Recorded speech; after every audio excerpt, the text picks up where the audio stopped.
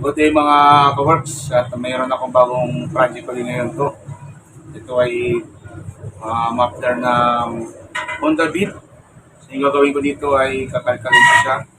Patanggalin yung mga laman sa loob, papalitan siya ng gagawin siyang open pipe. Tapos maliban doon, lilinisin ko to para magkaroon siya ng yung tinatawag nilang rat look. So yun yung nauuso ngayon. So lilinisin ko siya para magmukha siyang malinis na bago siya pipinturahan ng top coat para hindi agad kalawangin. Kasama niyo mga ka-works.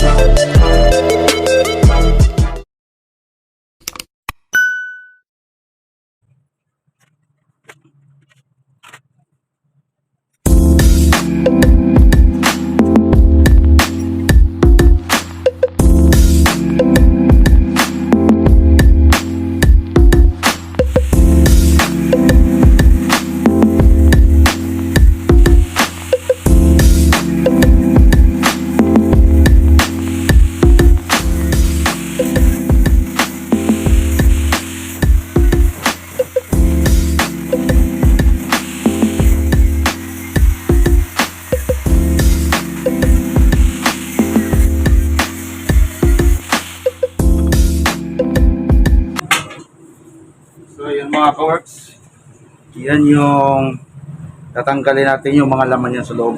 Tatanggalin yan lahat para makapaglagay tayo ng screen. So straight pipe na siya matapos.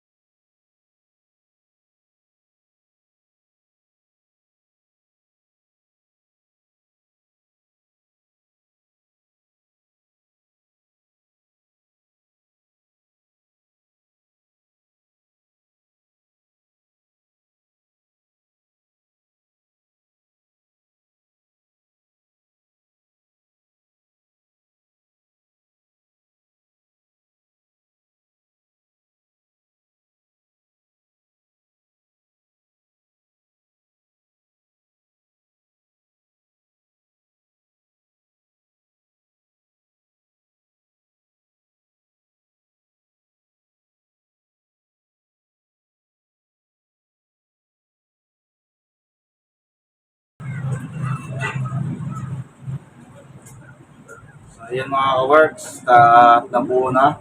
Kalkal with rat looks. At yan, nakalkal na siya. Malaki na yung butas. Lulong. At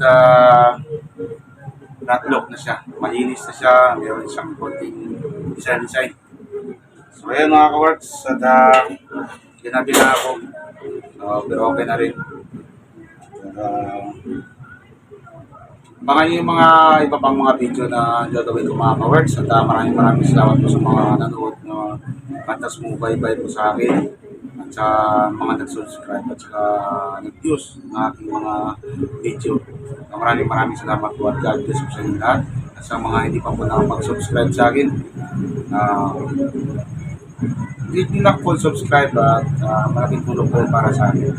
So ayan na po at hanggang sa muli, God bless po sa inyo lahat. Bye-bye.